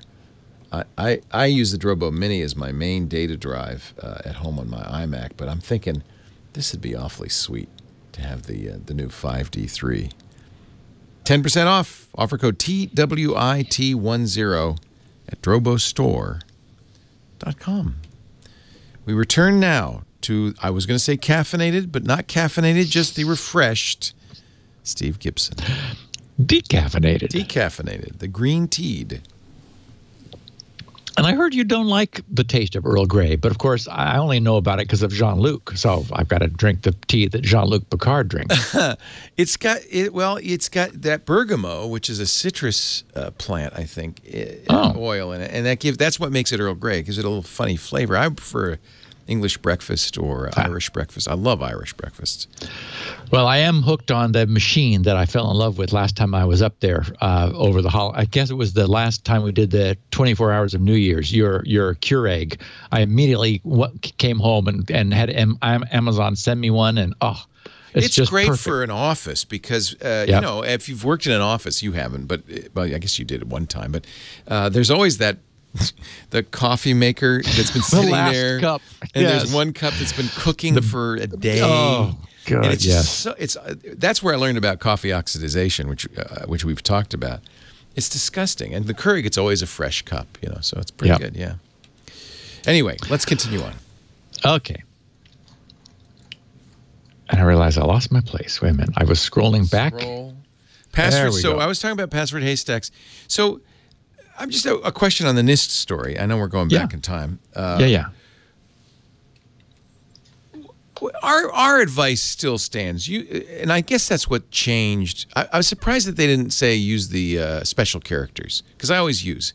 I was too. What I do is I tell LastPass, use every character you can, special characters, numbers, up or low, whatever. The key is long, right, and totally random. Well, yes, but the difference is these guidelines are still assuming user-remembered passwords. Oh, I get it. That's the real problem, is that now we know you have to have a separate password for every site, or you risk a compromise, cross-compromising non-compromised sites. So all of our listeners who are all password manager fanatics, none of this is none of it applies. Right. None of it applies because we don't have to remember it. Exactly. We're using high pseudo-random content gibberish for every site we visit. Even for secret questions. but yes. But there is one password you have to remember, and that is your password vault password. Good point. And actually, we're going to come to the story in a minute here about the brute forcing of the password vaults. Yeah. So this week in Researchers Need Protection, TechDirt wrote up a very nice piece that features one of our frequently mentioned security people, Troy Hunt, titled "Companies Storing Families' Personal Data Blocks Users and Researchers Informing It of a Security Flaw." TechDirt wrote, "It must be repeated over and over, and everyone knows it's my refrain. People who discover security flaws and report them are not the enemy. And yet," writes TechDirt, "company after company after company treat security researchers and concerned users like criminals, threatening them with lawsuits and arrest rather than thanking them for bringing the issue to their attention." And of course, we've got the Hungarian ticketing, public transportation ticketing system from a couple of weeks ago, too, as another example. This company, Kids Pass, a UK company providing discounts for families attending restaurants, theaters, and amusement parks, had a problem. And boy, any user could access any other user's personal information just by altering numbers appearing in the user IDs in the URL. Oh, I mean, the word, I think it's like there's a top 10 worst practices. This was number 4, the idea of like sensitive information in the URL. No. In other words, another glaring example of atrocious web application design, which itself should be outlawed. So, a concerned user told security researcher Troy Hunt about the flaw. And so Troy tweeted, just this weekend, I had a Twitter follower reach out via DM. I'm sorry, Troy posted in his blog, just this weekend, I had a Twitter follower reach out via DM looking for advice on how to proceed with a risk he'd discovered when signing up to Kids Pass in the UK, a service designed to give families discounts in various locations across the country. What he'd found was the simplest of issues, and one which is very well known. Insecure direct object references is the technical term for this. In fact, that link shows it's number 4 in the top 10 web application security risks. And it's so high because it's easy to detect and easy to exploit. How easy? Troy writes, well, you can count, right? Good, you can hack. Because that's all it amounts to, simply changing a short number in the URL, which of course points you to a different user. And it's like, oh, now I can see their data. Troy told the user to stop doing anything, including accessing other users' information. Good advice. You don't want to be actually be breaking the law just unintentionally, and to immediately inform the company. The user did as instructed, contacting the company via Twitter direct message. Okay, so a private communication, Twitter direct message. Shortly thereafter, the user informed Troy that Kids Pass had blocked him on Twitter. Troy then made an attempt to speak to someone at Kids Pass, only to find he'd been blocked as well, most likely for having the gall to retweet the concerned user's message about the security flaw. The responsible, ethical approach, notifying a company of a security flaw as soon as possible, was being treated like some kind of trollish attack on Kids Pass Twitter account. From all appearances, the company simply wanted everyone to shut up about the flaw rather than address the concerns raised by a user. It was only after Troy asked his followers, he has many, to contact the company on his behalf, thus flooding them, that Kids Pass finally unblocked him and told everyone the, quote, IT department was looking into it. So, yay for Troy. However, that belated reaction doesn't make up for the initial reaction, of course, and Kids Pass has shown it has little interest in addressing security flaws until the problem becomes too public for it to ignore. Troy points to a blog post by another security researcher who informed Kids Pass last December about its insecure system, including the fact it sent forgotten passwords in plain text via email to users. So, yeah, no technology on their back end. This developer heard nothing back, finally publishing his discoveries in July, so last month, giving them ample time to fix it. They didn't. If you want people, writes TechDirt, to be good web citizens and report breaches and flaws, you can't treat them like irritants or criminals when they do. Securing users' personal info is extremely important, but some companies seem to feel they should be able to handle it however they want and mute, sue, arrest those who point out how badly flawed their systems are. And our listeners will remember that when one was pointed out at GRC, someone found a fault in my form processing that technically allowed cross-site scripting. It turns out that there were other limitations, but I thanked the person. I told everybody on the podcast, and I fixed it. So that's the way you do it. As I've always said, people are responsible for their policies. They're only responsible for the way they deal with their mistakes. But, mistakes happen. So a company like this, wow. I mean, yeah, we have no regulations that makes it illegal to conduct yourself this poorly. And, there's no robust reputation system in place. If there were, it wouldn't matter. People would still go, oh, hey, look, it's free, and dump all their information in with no idea that URL is their account number and that anybody can put that in and retrieve all their info. So, I mean, again, very much like like I was talking about last week with the Chinese webcam that mapped itself through UPnP and established open waiting service ports on the public internet. It's, like the worst possible way to do this. And I gave an example of a perfect, simple, correct way to do it. So there are already well-known good ways to solve all these problems. But, not only do companies not do it, but when someone says, hey, this is bad over here, they get attacked in by way of thanks so often. So on the heels of last week's horrific Hotspot Shield VPN story, where our listeners will remember, it turns out that the free to download clients are doing all kinds of obnoxious privacy violating things, as researchers had found. We have the flip side that I wanted to share, both because I've had a lot of our users asking me about this particular provider, but more so because their posting demonstrates all of the right stuff. And our listeners will recognize and appreciate the honesty and integrity it displays.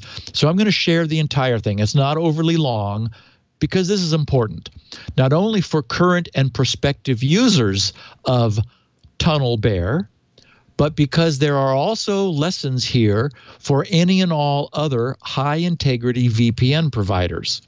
I've got a link to TunnelBear's blog posting in the notes, as well as a link to the third-party audit, which they have now done several times.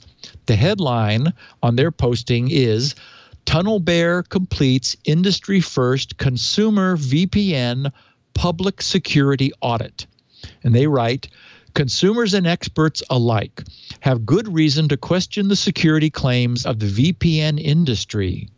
Over the last few years, many less reputable VPN companies have abused users' trust by selling their bandwidth, their browsing data, offering poor security, or even embedding malware. Being within the industry, it's been hard to watch. We knew TunnelBear was doing the right things. We were diligent about security. We deeply respected our users' privacy. While we can't restore trust in the industry, we realized we could go further in demonstrating to our customers, and I would argue to the rest of the industry, why they can and should have trust in TunnelBear, or for the rest of the industry, what real proper conduct looks like.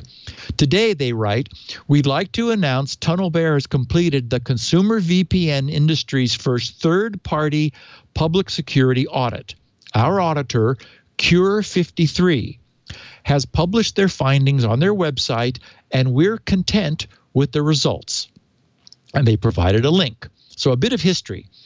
In late 2016, they write, we hired Cure53, a respected security company, to do a complete audit of our servers, apps, and infrastructure using a white box approach as opposed to a black box approach where, what's inside is a mystery. So using a white box approach, they were given full access to our systems and code.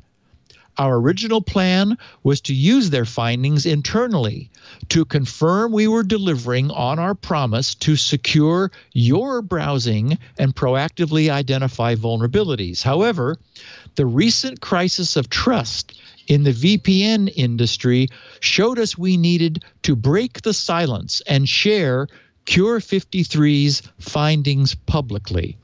Today, we're sharing a complete public audit, which contains both the results from last year and the results from the current audit. As the auditor, Cure 53's opinions and findings are their own, with the results being published on their website. So, clearly TunnelBear is trying to establish a bit of an arm's length relationship here to assure us of the veracity of these findings. TunnelBear, they write, was given the opportunity to provide feedback on the report before it was published, where we felt findings were inaccurate or irreproducible. As is the case of most security audits, Cure 53 was paid for their work. We wouldn't expect any cybersecurity company to spend a few hundred hours auditing our code for free. What were the results? If you've already looked at the results, you've seen that the 2016 audit found vulnerabilities in the Chrome extension that we weren't proud of. It would have been nice to be stronger out of the gate, but this also reinforced our understanding of the value of having regular, independent testing. We want to proactively find vulnerabilities before they can be exploited. We hadn't intended to publish the 2016 results. However, we're hoping the security community has appreciation for our candid transparency in the 2016 report and for demonstrating our investment in security over time. All findings discovered in the 2016 audit were promptly addressed by TunnelBear's engineering team and verified to be fixed by Cure 53.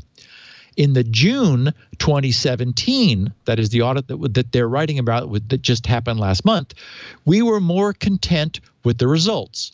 All vulnerabilities represented low-risk findings. As Cure 53 put it, quote, "The results of the second audit clearly underline that TunnelBear deserves recognition for implementing a better level of security for both the servers and infrastructure, as well as the clients and browser extensions for various platforms."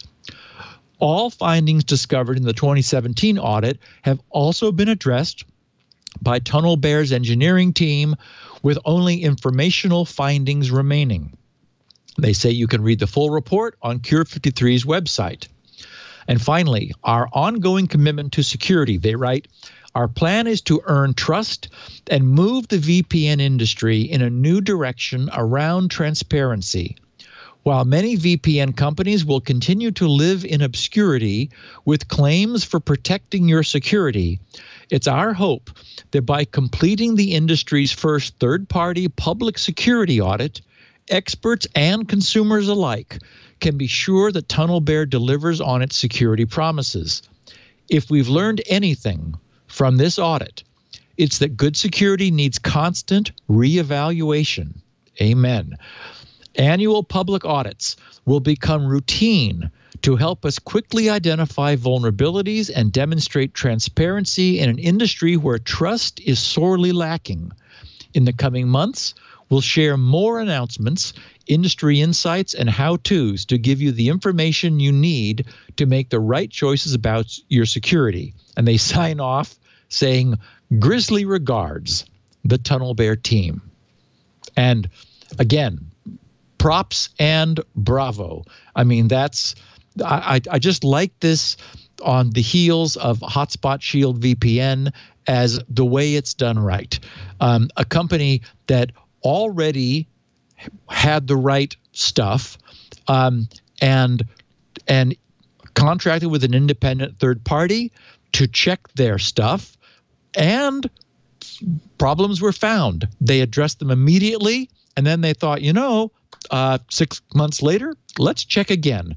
And so fewer problems, nothing significant was found, and they said, okay, let's explain who we are. And I like their notion of the fact that most VPN providers, many are unclear about their commitment to user privacy. They just say, protects your privacy, but nothing to back it up. Here we have somebody that was allowed in with no axe to grind, cross to bear, axe to grind, saying, okay, this looks good. And so, bravo. As I said, a lot of users have asked me about Tunnel Bear. I've not looked any further. I don't know about their plans or their pricing or anything else. But this as an ethic for a VPN service provider, I don't know how you do any better than this. I know from ProXPN was a long-standing VPN. So was Tunnel Bear, by the way. Tunnel Bear is a sponsor as well. Oh, they are now? No, they have been. Oh, okay. I didn't know that. So yeah, nice. Once a sponsor, always a sponsor. Okay, at least good. disclaimer-wise, anyway. Right. So I've not looked at their plans, but I wouldn't have a second thought about either of those guys because we know that their heart's in the right place. So bravo to them. Now, many users. I think this is the last one of our news topics. Yes, many users worried about once again some other headline news. This was Elcomsoft's blog posting, which began 1Password to rule them all, breaking into 1Password, KeePass, LastPass, and Dashlane. Arguably the four leaders in the password manager territory. I have a link to their full posting in the notes. And I've just snipped a tiny few pieces out of it. They wrote, we've just updated Elcomsoft Distributed Password Recovery, which is a product of theirs, with the ability to break master passwords protected to break the master passwords protecting encrypted vaults of the four most popular password keepers: 1Password, KeePass, LastPass, and Dashlane. In this article, we'll talk about security of today's password managers and provide insight on what exactly we did and how to break in to encrypted vaults. Okay, so skipping all of that, this amounts to an offline GPU-accelerated brute force password recovery.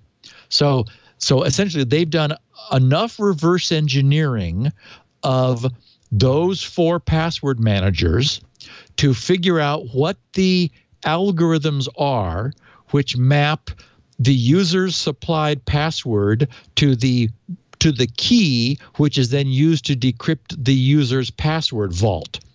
And they then turn that into the highest performance code they could. So, for example, they write, different password managers employ different approaches to security. As an example, LastPass generates the encryption key by hashing the username and master password with 5,000 rounds of PBKDF2 using SHA-256. So we've talked about PBKDF2 in the past and the SHA-256 hash. So the idea being that it is an iterative process which turns the user's password into pseudo-random gibberish with the requirement that you put the same password in every time, you get the same gibberish out every time. And it also, because it's done 5,000 times, it slows it down way more than if it was just done once. If it was just hash the password through SHA-256, instead, it's ground on a lot longer. And they say, while 1Password employs even more rounds of hashing. Although interestingly, 1Password was more attackable than LastPass. We'll get to that in a second. They write, this is designed to slow it down, buddy. Slow it down. Need some more tea. Maybe I do need some caffeine. To slow down brute force attacks And it almost works, they write. Granted, these are still nearly an order of magnitude less secure, say, than Microsoft Office 2016 documents. But even this level of security is much better than nothing. They write, therefore, this is the benchmark. We've added RAR 5 and Office 2016 to the chart for comparison. Higher numbers represent higher recovery speeds. And Leo, I've got their chart in the show notes on the page that this leads into. And it's a little interesting. So for example, this is using an NVIDIA GTX 1080 GPU to drive the hashing engine. And with the default settings, LastPass passwords can be brute forced at 44,800 per second. One password can be brute forced at more than twice the speed at 95,000. So so if we're to, certainly we believe what they wrote about the higher number of iterations, but it still is faster. So maybe one password is not using PBKDF2. It's just iterating the hash, and which makes it extremely acceleratable by a GPU. So the bigger numbers is correct. Less secure. Correct. It's odd that Office 2016 is so secure. That I know, isn't that surprises interesting? Me. Yeah. Yeah. So that's guesses per second. And so the least secure was Dashlane at 129,000 guesses per second. But okay, now, before anyone gets hyperventilated here, remember that if you have a sufficiently long and random, really high entropy password, well, then you can figure out how many bits it has. For example, you could use the password haystacks to give you the size of the search space, and then divide that by your password manager's guesses per second figure, assuming this acceleration, and that will tell you how long it would take to search the entire password space. Cut that in half for the average search length. And now, for a bit of context. So, for example, LastPass, 44,800 guesses per second. Office 16, the strongest of everything, 7,300 guesses per second.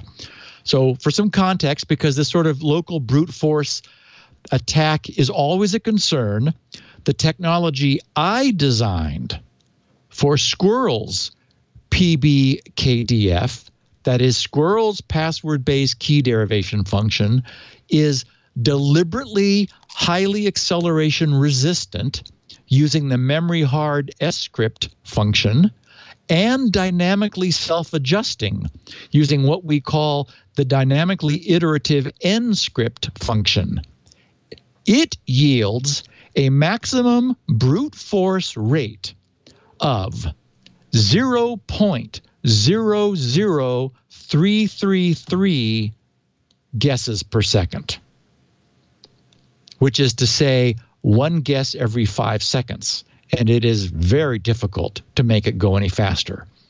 So it is possible to do even better if you really want to. And for Squirrel, of course, I did want to. So I guess the takeaway is they didn't crack any of these products' code, but they have added to their line a super, well, as much as they could, a turnkey GPU acceleration enhanced brute forcing capability. So this is the kind of thing, if the FBI were to grab somebody's phone or laptop or something in a warranted search, and the user refused to divulge the password, they would probably do have a contract with Elcomsoft, and they would update to the latest version and put it to work, cracking that person's master password, a password manager database, and depending upon the quality of their password and only the quality of their password, they would get those results. Oh, and note, that was 44,800 guesses per second at the last pass setting of 5,000. We've talked about that setting. You can turn it up higher if you want, and see if it noticeably slows things down. Squirrel, in return for being, making brute forcing a ridiculous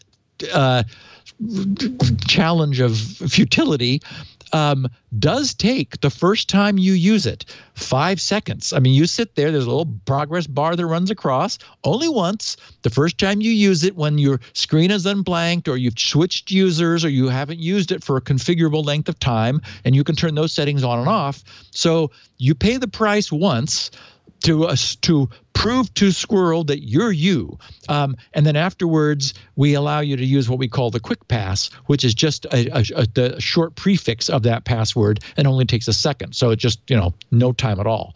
So it's a workable compromise that doesn't sacrifice security anywhere. So, can be done. And if you were worried about LastPass, or I don't know if the other password managers allow you to crank up their settings, but you might explore turning it up and seeing if on a given platform and browser it becomes burdensome. Probably doesn't. And so it might be worth going to a higher setting and, waiting a few seconds for it to say, yeah, you guessed right, or you didn't guess, you knew your password. I wanted to follow up a little bit with a little bit of an errata from last week. Many of our listeners confirmed that the send.firefox.com site that we talked about is working under Safari, including the listener who originally reported that it wasn't. So either something weird happened at his end transiently, or maybe because it is a web-based service, they may have fixed it between the time he tried it and the time I talked about it. So anyway, I did want to follow up with everyone. And in fact, I think you, Leo, tried it while we were on the air last week, and it seemed to work. So yeah. A lot of other people said, yeah, it works for me. Last week, I talked about the mystery, the ongoing mystery of my $2.04 Amazon S3 service billing. And I said I was going to try to get some statistics. Unfortunately, I only put the query in when I was beginning to assemble the podcast the previous evening. So it wasn't, and they kept saying, we're going to need 24 hours. And boy, they sure didn't give it to me any earlier than that. But as a consequence, I have it now. So here's what I know. I am currently storing 88 gig at Amazon, for which I am paying $2.02 per month at 2.2 cents per gig per month, which is the price for the first 50 terabytes of storage. I'm not bothering with Glacier, which I understand is 1/5 the cost, but that would almost be sad if it was 1/5. 2 cents. There was no charge for data transfer because, I'm just, as I said, I'm just setting the podcasts up there, and I have a bunch of encrypted and compressed directories that I also send there, and other stuff. But for example, in 1 month, I was charged 1 cent for 560 put requests, and 1 cent, that is to say 1 penny, which is worth now more than a penny, for 852 get requests. So I'm not a heavy user. 88 gigs. I'm not storing images of multi-terabyte systems or anything, but I'm storing the data that I care about for $2 and not even using Glacier. So anyway, I did want to close the loop on that because I'm quite happy to be. I mean, Amazon, has what is it? It's a ridiculous number of nines. 99 point is much more than 5 nines. It's, I don't know, like 9 nines. 99.9999999% uptime. And so I know there are alternatives. There are cheaper solutions, but me, I'm at level 3 because I like their bandwidth, and Amazon's got a good service. So I got a nice tweet I wanted to mention from Richard Phillips. He is the author of the Row Agenda trilogies. And he just said, "Hi, Steve. Thanks for the Row Agenda mention on last week's show. I had a lot of fun with the final novel in that series, The Meridian Ascent." And I wrote back and thanked him for his note and told him that as soon as I get to it, I will read it and probably mention it again because So cool. I really do enjoy his books. That's nice. That's nice. Yeah. That you got that. The Colossus the Forbin Project. A number of our listeners found it. It exists over on archive.org. Really? Yes. Wow. And there is a downloadable MP4, which is, boy, I've got 409 megs, I think. And so, yep, you found it, Leo. And I got the. It's high quality. It looks good. So what I wanted to tell our listeners is to please, it is browser based, so you can just fire it up in your browser if you don't want to download the MP4, but you can. Just watch the first 5 minutes.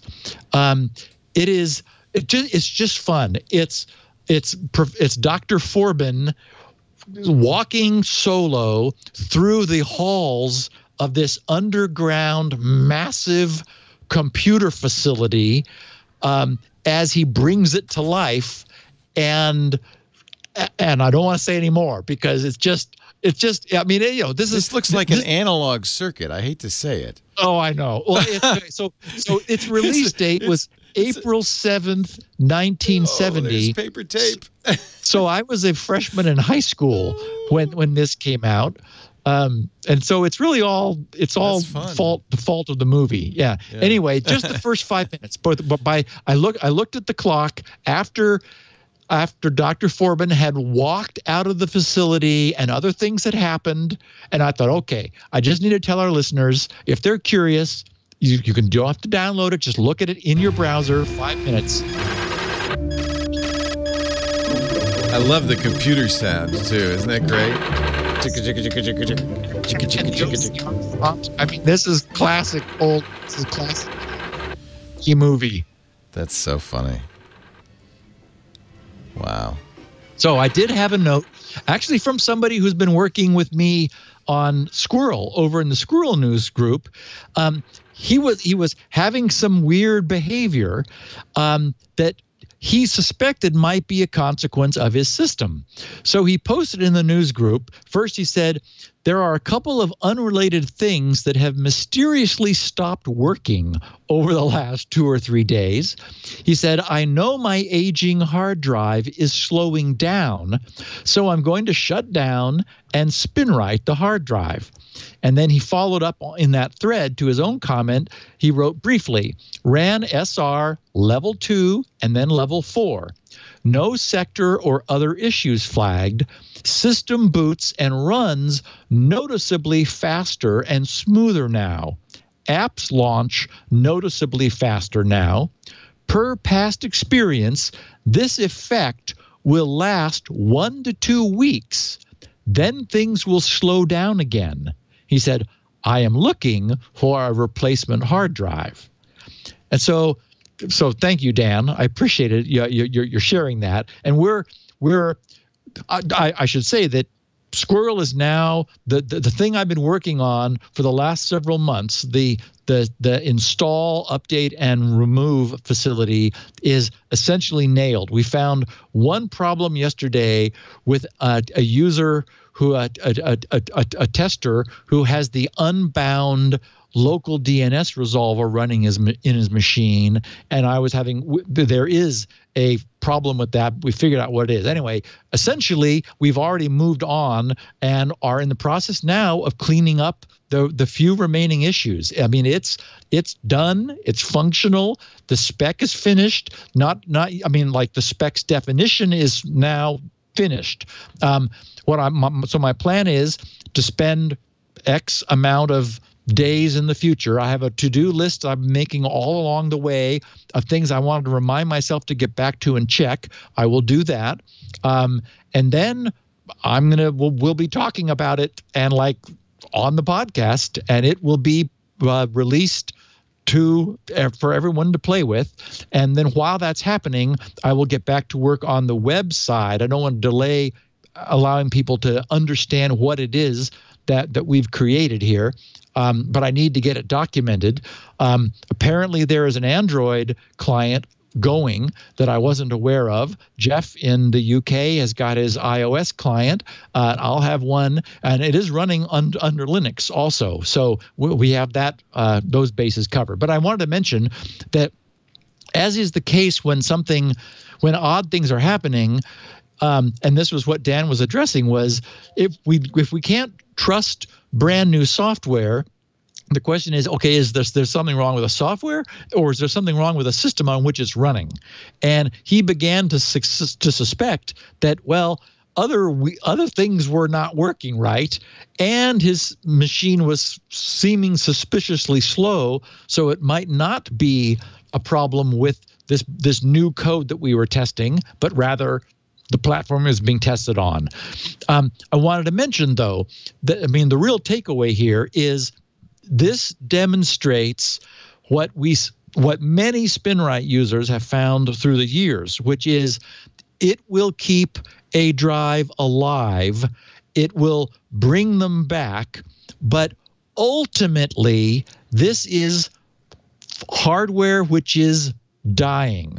And again, it's like, you give yourself an IV. Oh gosh, what was that from Silicon Valley? Youngblood, my blood boy.